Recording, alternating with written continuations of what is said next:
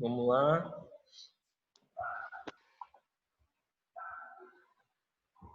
Deixa eu compartilhar.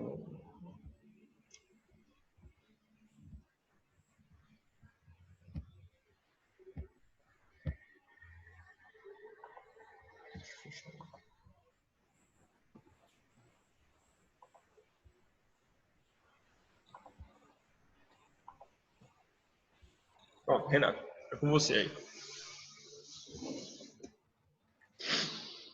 Bom, boa noite, pessoal, novamente.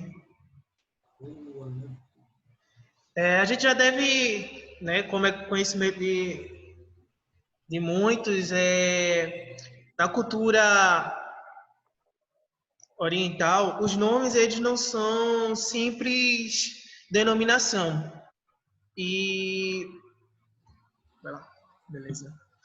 E eles geralmente eles são atrelados a significados. Mas antes disso, eu queria pedir vocês que vocês abrissem em Mateus 6:9.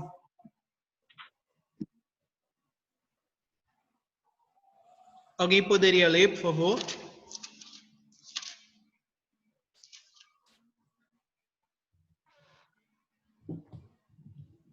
Mateus 6:9. Portanto, orem assim: Pai nosso que estás no céu, santificado seja o teu nome.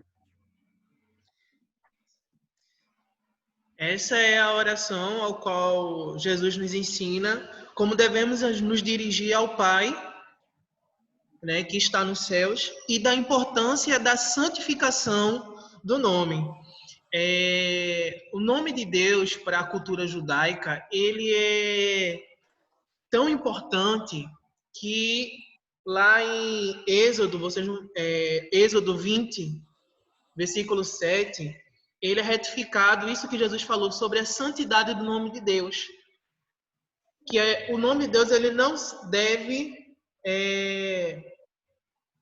ele é santo de tal forma que os próprios anjos, conforme a passagem que a gente pode ver em Isaías 6, do versículo 1 ao 3, os arcanjos eles possuem seis pares de asas, ao qual, perante ao trono de Deus, duas asas eles cobrem os rostos e as outras duas eles cobrem os pés.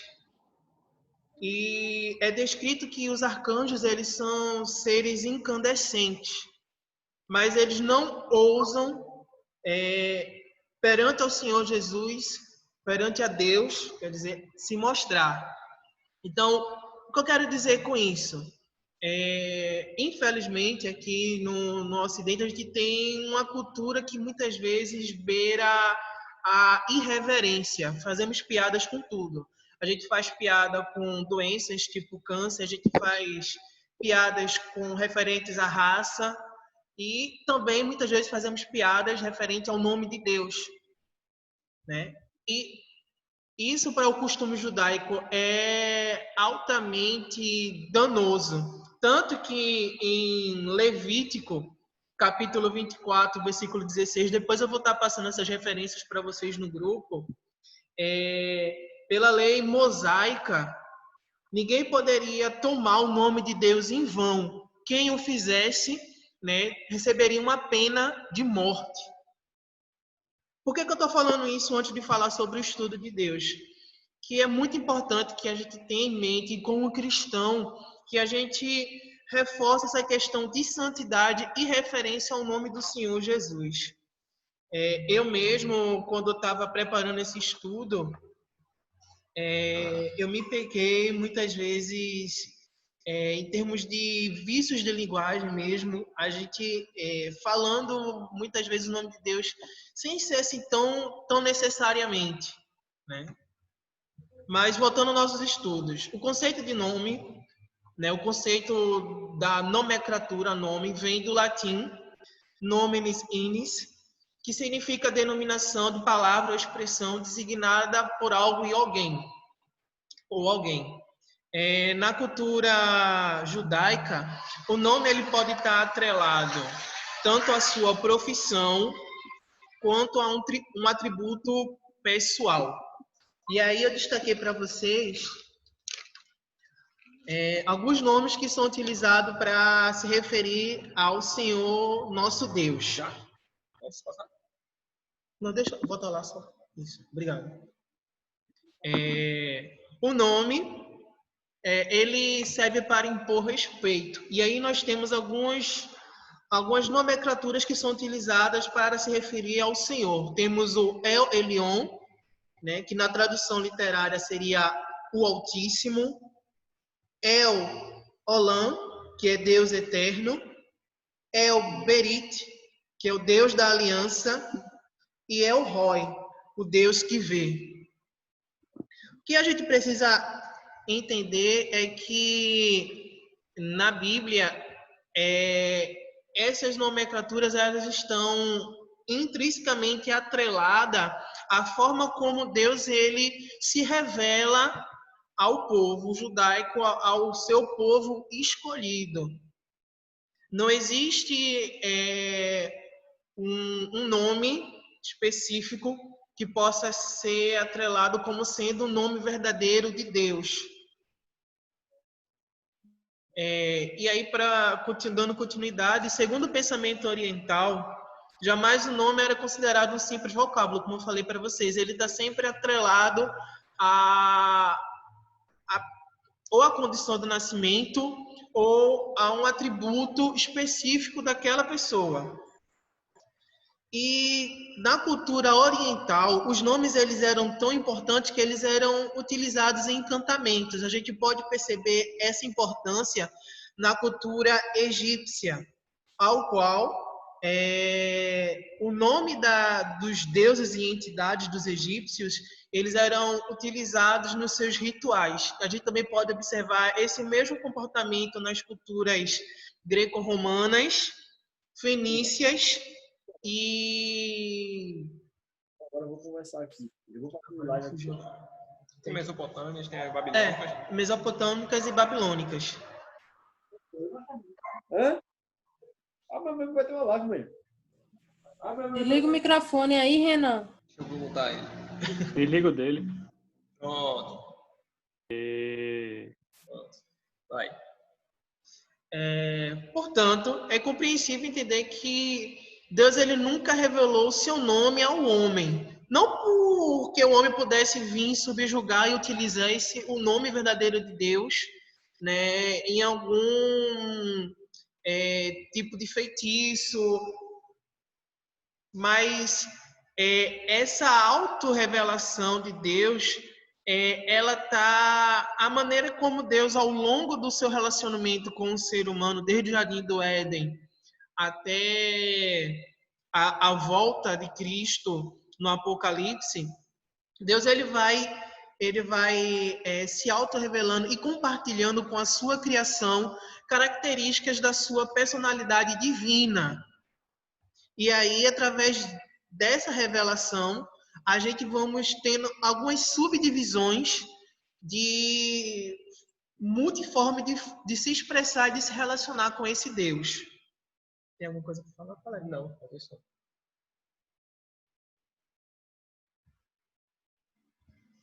Aí. Pode passar.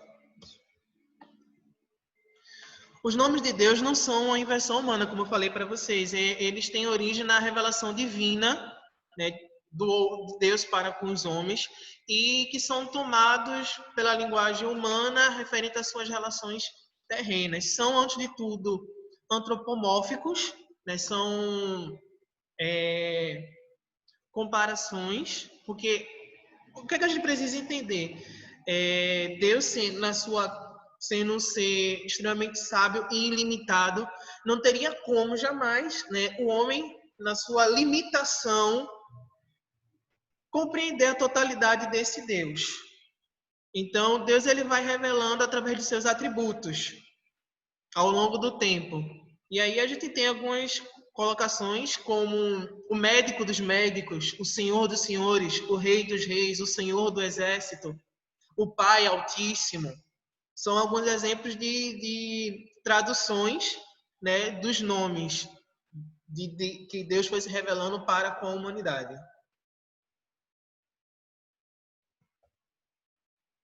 Com isso, entendemos que o Deus soberano escolheu se revelar para a sua criação. E por mais que chamemos por vários nomes, nenhum deles consegue atribuir total definição à propriedade de Deus. E aí eu trago para vocês alguns nomes atribuídos a Deus que são encontrados no Velho Testamento e o seu significado. Gente, caiu ou voltou? Caiu ou voltou, pessoal? Voltou agora. Voltou agora. Voltou, mas Voltou. a tela saiu. Voltou. Ah, beleza. Voltou. Calma. Voltou. Calma. Voltou. Percebemos que voltou. Calma. Oh, Caiu. Agora voltou. Is back. Agora voltou.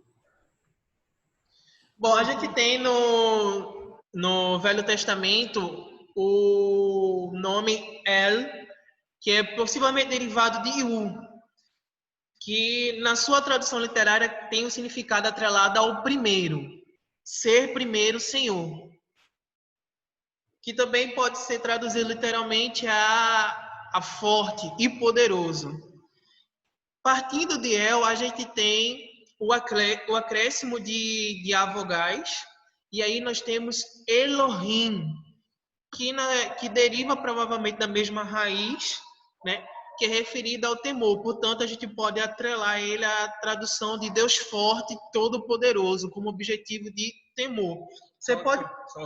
Só uma ponderação, o El aí é um prefixo. Você pode ver que esse prefixo de Senhor, no sentido de Deus, né, não é só exclusivo ao Deus hebraico. É em todo o contexto de religiosidade, na verdade, né?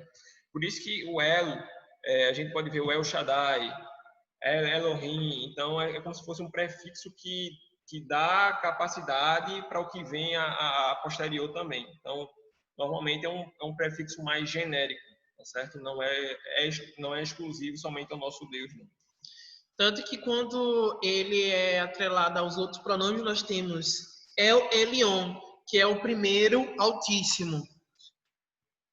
O El Elohim, que é o Deus primeiro eterno. E esse primeiro, ele vem muito no sentido que ele é o primeiro porque não foi criado e que não há ninguém que possa ser comparado a ele.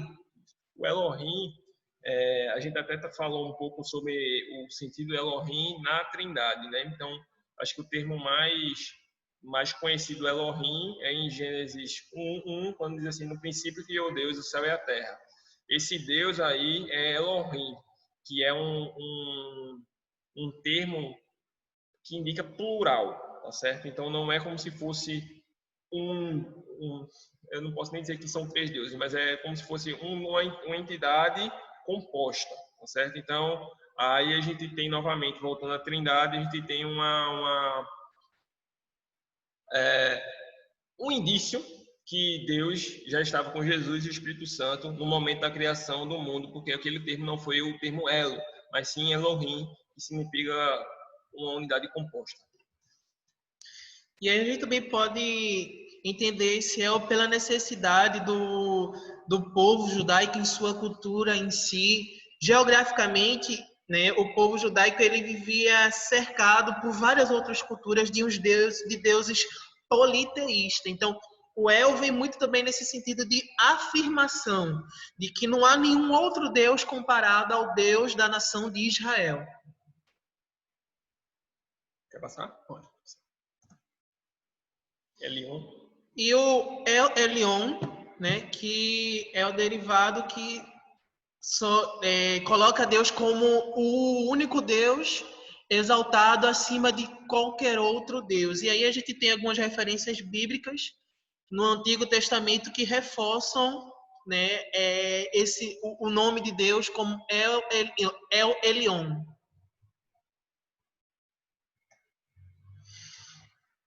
Durante a pesquisa, é bem interessante que quando eu estava pesquisando referente ao Adonai, ele tem uma característica que é própria dele. O povo judaico, na sua totalidade, os massorretas, quando eles estavam compilando os livros do Torá, eles deixavam em branco o nome de Deus.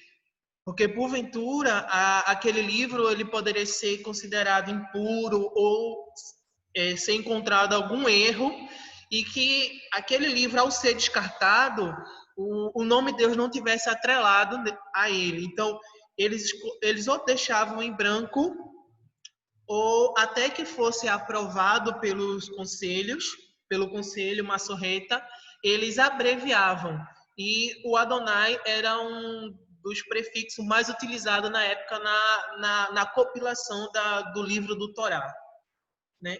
O Adonai, ele tem na sua tradução literária como Deus Covenante, Deus Todo-Poderoso.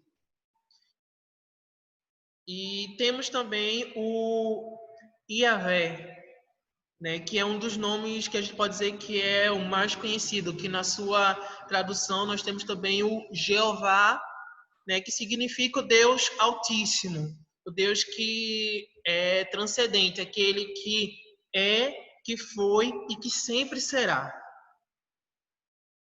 Esse aí, só um parênteses, né? Esse aí é o termo que é falado em Êxodo sobre o Deus eterno, né? Quando Moisés quer perguntar a Deus, como é que eu te apresento para o meu povo, para eles entenderem que era o Senhor mesmo que ia estar falando isso. Qual é o seu nome?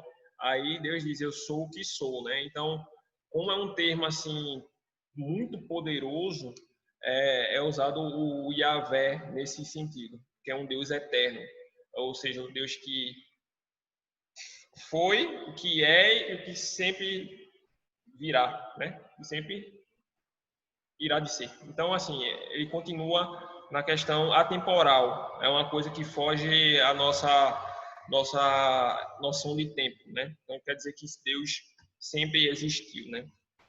E nesse mesmo período de tempo, também a gente pode ver um outro nome designado para Deus como El Roi, que é o Deus que vê, o Deus que viu a aflição do povo de Israel no Egito como escravo. É um termo muito utilizado e até hoje é muito querido pela comunidade judaica, porque ele trata sobre um Deus zeloso, Deus que sempre vai estar cuidando e sempre vai estar vendo pelo seu povo escolhido. E aí nós temos esse que acho que é um dos mais conhecidos, que é o Shaddai. É o Shaddai, que significa Deus Todo-Poderoso.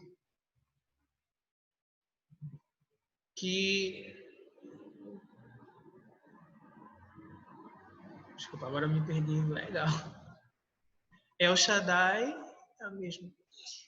A gente tem algumas referências sobre El Shaddai, que é na relação de Deus com Abraão, né, que nós encontramos na passagem de Êxodo, capítulo 2, versículo 6. Capítulo 6, versículo 2. Capítulo 6, versículo 2. Que aí Deus ele se coloca como o Deus da criação, dominante sobre todas as forças da natureza e da compreensão referente à sua graça divina. Não pode ir, pode continuar.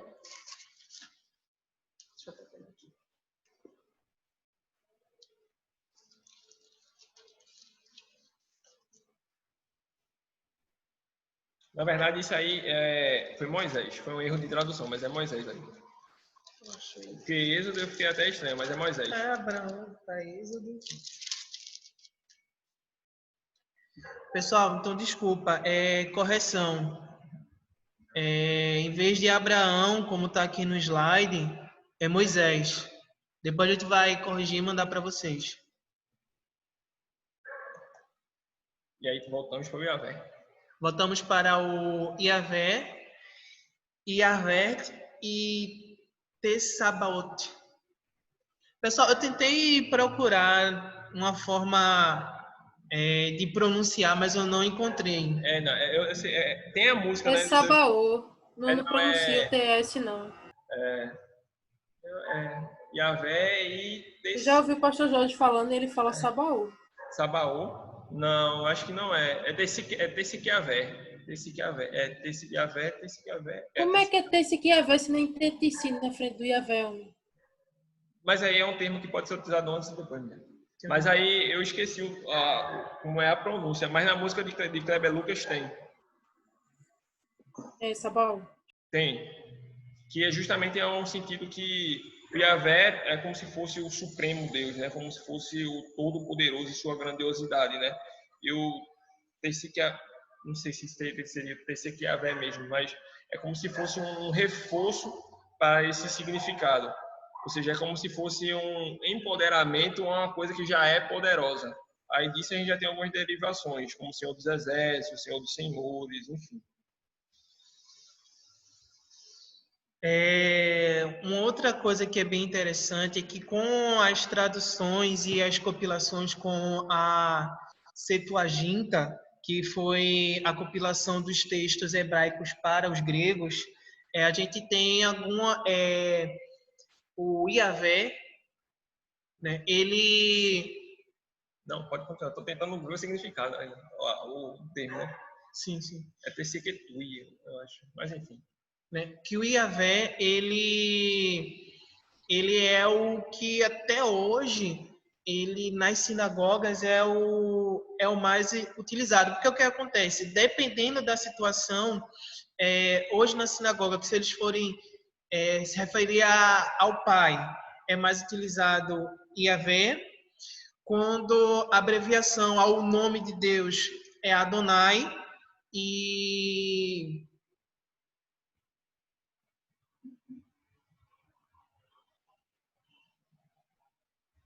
seria isso. E seria Adonai. É o seguinte, o Yahvé em si é um nome muito poderoso e os judeus eles evitam pronunciar. Até na Bíblia não é muito comum tal Yahvé. Ou fica o tetragrama, né, que são as 4 letras, que lembre-se que no idioma hebraico não se tem vogal. Então seria o YHWH. O Yahvé, a gente botou as letras para uma questão de pronúncia, mas no hebraico não se tem vogal. Aí seria o tetragrama, ou muitos desses termos são substituídos por Adonai, que significa Senhor. Eita, tem gente para entrar, eu acho. Ou tem gente falando. É gente falando. É aqui.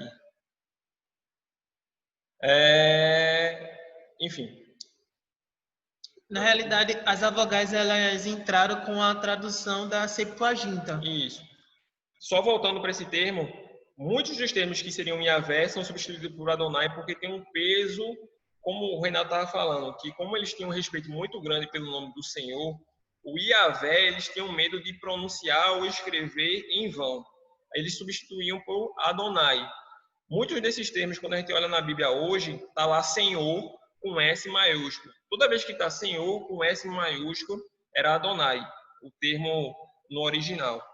Já quando tem o Senhor com todas as vogais, todas as letras em maiúsculo, na sua Bíblia tem isso, então esse termo no original era Yahvé. Então só termo de curiosidade mesmo.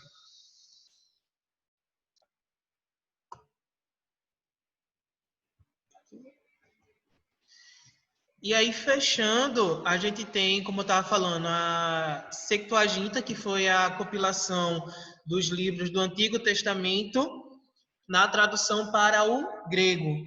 E isso também a gente tem alguns nomes que a gente pode ser vistos somente no Novo Testamento, que foi já escrito na sua língua grega. Temos o Theos, né, que equivale ao Elohim, e o Elion, que são nomes mais comuns aplicados a Deus referente à sua, como a gente viu, a tradução de El, que é o primeiro, Elohim, Elohim e Elion, esses 6, né? Elohim e Elion, que são aplicados a Deus,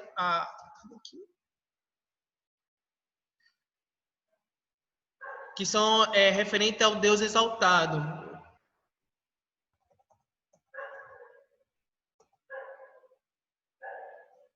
Temos o Quírio, que esse já equivale ao Senhor, né? O Yahvé, né? Mas a questão do Senhor, a gente viu até isso no discipulado que Lázaro trouxe, quando Paulo estava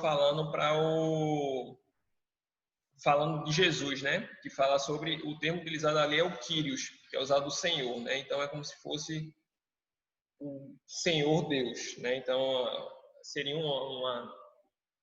uma referência também à Trindade, né? Mas ele fala exclusivamente para Jesus, mas ele usa o termo Kyrios, que é o Senhor, com aquela questão de propriedade, como todo-poderoso mesmo. E um termo que foi muito comumente utilizado quando foi escrito o livro de Apocalipse por João, né? Porque é a primeira vez que a gente vê Deus se revelando como o Alfa e o Ômega em toda a Escritura. Que aí, com Yahvé é a maneira comparativa, antropomórfica mais próximo de colocar, de comparar o termo alfa e ômega, que é o Kyrios, referente ao poder, que não há nenhum Deus que se compare ao poder do Deus que é o alfa e o ômega.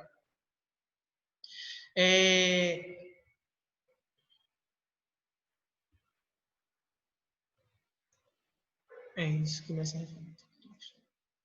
E temos também o pater, no sentido mais da característica humana paternal de Deus. Né? E aí a gente tem para vocês aqui algumas referências bíblicas.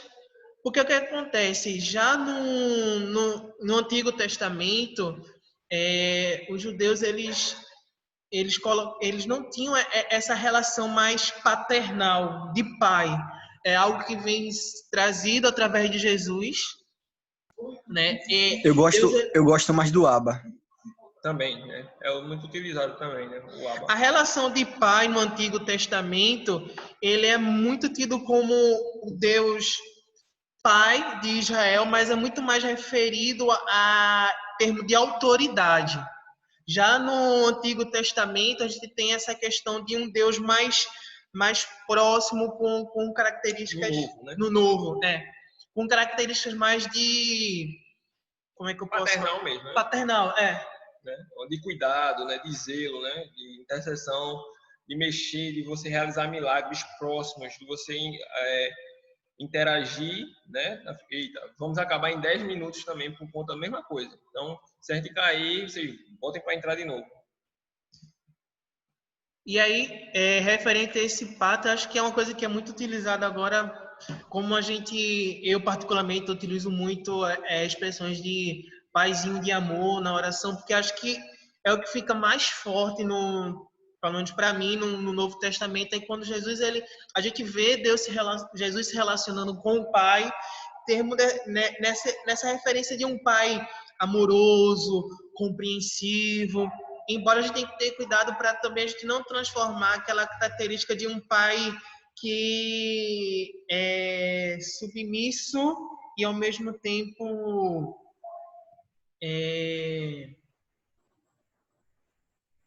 omisso aos erros do filho, Sim, né? entendi. Isso, o Calebinho, e Renato. E também, assim, a expressão aba, não é só o pai, sabe? Mas é o pai naquela expressão mais intimista possível. A expressão aba, ela é muito semelhante a... Sabe quando um bebê tá querendo chamar o seu pai pela primeira vez? Aquela tentando chamar ali, pronunciar a primeira vez aquela palavra. Então, a expressão aba vem mais ou menos por aí. É um nível de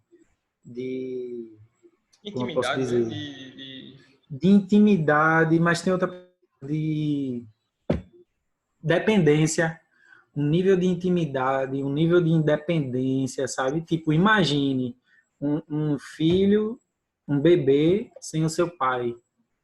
Então, a expressão aba, ela quer dizer mais ou menos isso aí. É uma expressão mais íntima, é tipo papaizinho, sabe?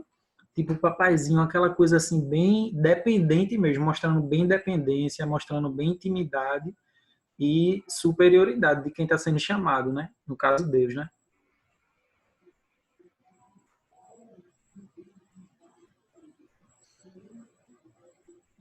É isso.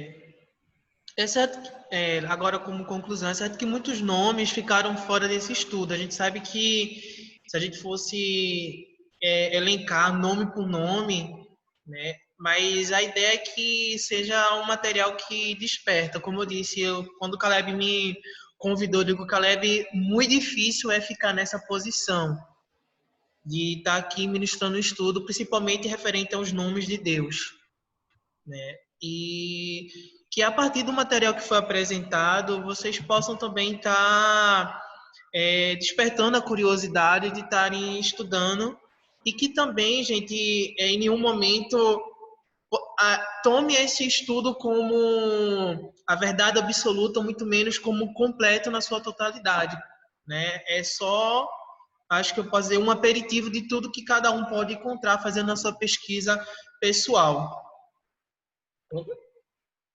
Vai colocar a música, Caleb? Ah, não. A música fica com vocês botem depois, porque a gente tem tempo hoje, né? A gente só tem mais 6 minutos antes que caia a chamada, tá certo? Queridos, eu quero agradecer, primeiramente, a Renato, porque realmente não é Renan, por favor. Caleb, vê só, desculpa te interromper. É que antes de eu entrar, eu vi no grupo que tu duplas, tu já falasse a respeito do que se tratava aquilo já, não foi? Já. Mas eu repito para o pessoal, se cair a ligação, faltam 5 minutos. Se cair, eu volto e a gente faz as considerações e perguntas, tá certo? Só queria encerrar esse bloco, porque eu acho que vai ser postado em parte no YouTube. Queria agradecer a Renato, porque realmente é muito difícil. O material que a gente tomou por base foi um livro de teologia sistemática que Lázaro passou. Lázaro está aqui do lado, assim, na telinha. E não é um simples assunto. Como ele falou, né? Isso aqui vocês têm que pegar e dizer assim, poxa, despertar a curiosidade para estudar também. Então, não é fácil nem passar os termos na língua matriz, muito menos explicar para outra pessoa uma coisa que é completa, difícil. Então, a gente tentou ao máximo, a gente esmiuçar algumas coisas, para que vocês despertem também a curiosidade de estudarem sobre os nomes de Deus. Eu acho que a maioria, normalmente, isso não é tratado na igreja, né? Então, é uma coisa plus, né? Um plus a mais, para a gente ter curiosidade para saber o que é o danado do significado de Elohim, o significado de Yahvé, enfim, e outros termos que foram utilizados, tanto no Antigo, tanto no Novo. Então, tomem isso como um pontapé para que vocês estudem a fundo, né? E depois vocês podem trazer algum outro tipo de curiosidade, como o Lázaro estava falando sobre o Abba, né? O grande El Shaddai. É tão bom poder montar as pessoas. Enfim, dúvidas? Alguma aflição? Alguma coisa que vocês queiram comentar? Teu nome é maravilhoso. Era só um pedacinho. Oi, não ouvi? Desculpa. Oi, El Shaddai, Adonai. Agora eu tô vendo que é uma conspiração. Eu acho que está sendo uma revolução aqui. E a dupla dela. Sem moral, pois é. sem moral. Tô sem moral. 4 minutos. A gente tem 4 minutos, então eu acho que dá para orar, né?